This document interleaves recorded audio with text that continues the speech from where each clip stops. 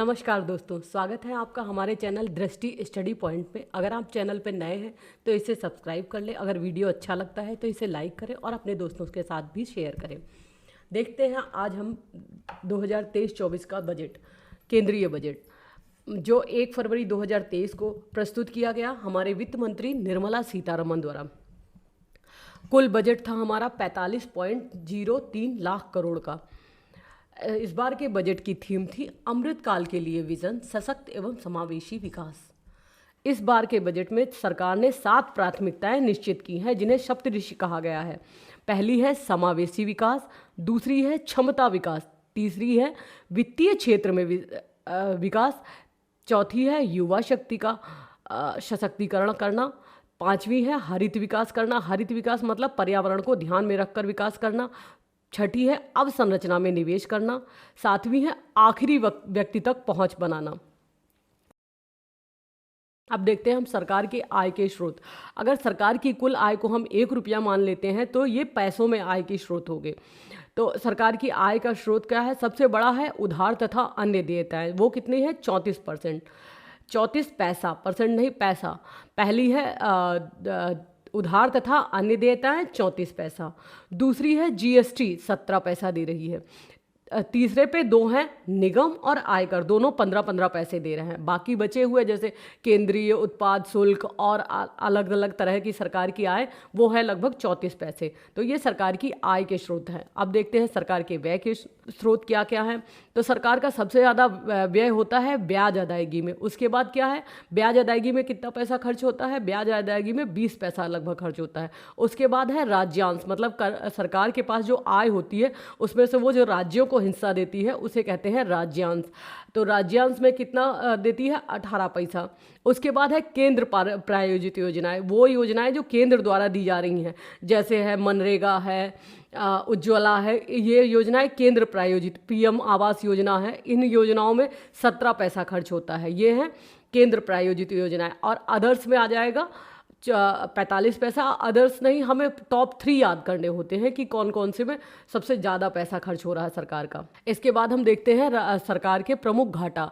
राजकोषीय घाटा, राजकोषीय घाटा है 5.9%। राजकोषीय घाटा सरकार के कुल व्यय और उसके कुल राजस्व के अंतर को कहते हैं, लेकिन उसमें से उधार निकाल दिया जाता है। इसके बाद है राजस्व घाटा। राजस्व घाटा है 2.9%। ये होता है राजस्व घाटा, राजस्व व्यय में से राजस्व प्राप्तियां अगर घटा दी जाए तो वो राजस्व घाटा प्राप्त होता है। प्रभावी राजस्व घाटा 1.7% है। राजस्व घाटा में से मतलब ये राजस्व घाटा जो निकल के आया, इसमें से वो अनुदान जो पूंजीगत परिसंपत्तियों के लिए है, मतलब कैपिटल एसेट्स के लिए दिया जाता है, वो हटा दिया जाए तो हमें प्रभावी राजस्व घाटा प्राप्त होता है। इसके बाद है प्राथमिक घाटा। प्राथमिक घाटा कितना है? 2.3%। प्राथमिक घाटा क्या होता है? राजकोषीय घाटा में से अगर ब्याज निकाल दिया जाए तो वो हो जाता है प्राथमिक घाटा। अब हम फिर से एक बार देख लेते हैं। राजकोषीय घाटा 5.9%, राजस्व घाटा 2.9%, प्रभावी राजस्व घाटा 1.7% और प्राथमिक घाटा 2.3%। रेलवे को दिया गया बजट इस बार है 2.4 लाख करोड़। इसी तरह 30 स्किल इंडिया इंटरनेशनल सेंटर खोले जाएंगे। ये काहे के लिए हैं? कौशल विकास के लिए। अन्नश्री, मोटे अनाज को सरकार ने नया नाम दिया है। इसके संवर्धन के लिए वैश्विक उत्कृष्टता केंद्र खोला जाएगा। कहाँ पे? भारतीय मिलेट अनुसंधान संस्थान हैदराबाद में। सरकार ने इस बार 20 लाख करोड़ कृषि ऋण देने का लक्ष्य रखा है। जिला शिक्षा प्रशिक्षण संस्थानों की स्थापना होगी। किसके लिए? शिक्षकों के प्रशिक्षण के लिए। राष्ट्रीय डिजिटल बाल एवं किशोर संग्रहालय की स्थापना होगी। भारत श्री योजना, भारत श्री का फुल फॉर्म है भारत शेयर्ड रिपोजिटरी इंक्रिप्शन। ये काहे के लिए है? भारत श्री योजना है पुरातन अभिलेखों के डिजिटलीकरण के लिए। आई गॉट कर्मयोगी योजना, ये सरकारी कर्मचारियों के प्रशिक्षण के लिए एक प्लेटफॉर्म है। राष्ट्रीय वित्तीय सूचना रजिस्ट्री की स्थापना होगी। वरिष्ठ नागरिकों की बचत योजना के लिए अधिकतम धनराशि जो 15 लाख थी उसे अब बढ़ाकर 30 लाख कर दिया गया है। संभारण कार्यक्रम, ये हरित ऋण को बढ़ावा देने के लिए। हरित ऋण मतलब वो कार्यक्रम जो पर्यावरण के लिए अच्छे हैं, उनको ऋण देने के लिए संभरण कार्यक्रम शुरू किया गया है। पीएम प्रणाम योजना, पीएम प्रणाम का फुल फॉर्म है promotion of alternate nutrients for agriculture management योजना। ये वैकल्पिक उर्वरकों के बढ़ावा के लिए, जैसे यूरिया की बजाय हम जो वैकल्पिक उर्वरक है जैसे गोबर की खाद, इन सब चीज़ों पे शिफ्ट हो सके उसके लिए है पीएम प्रणाम योजना। फिर है मिष्टी कार्यक्रम। मिष्टी कार्यक्रम है तट रेखा के साथ साथ मैंग्रोव वनों का रोपण करना, क्योंकि मैंग्रोव जो है एक तो तटों के कटाव को बचाते हैं, साथ ही ये हमारे पर्यावरण के लिए भी अच्छे होते हैं।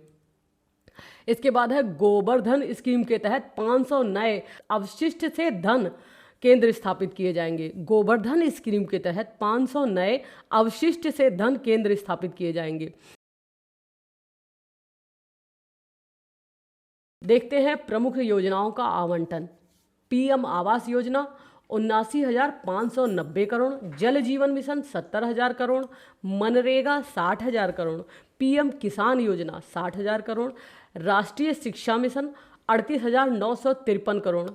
रक्षा बजट हमारा कुल बजट का है 13.18%, जो जीडीपी का 2% है। स्वास्थ्य बजट जीडीपी का 2.1% है। शिक्षा बजट जीडीपी का 2.9% है। तो ये बजट की प्रमुख हाइलाइट्स थे। वीडियो अच्छा लगे तो इसे लाइक करें, दोस्तों के साथ भी शेयर करें, साथ में हमारा टेलीग्राम चैनल भी ज्वाइन कर ले, ताकि आपको अगर ये पीडीएफ चाहिए हो तो हम हमारे टेलीग्राम चैनल पे मिल जाएगा। और भी स्टडी मटेरियल उस पर मिलते हैं। Thank you.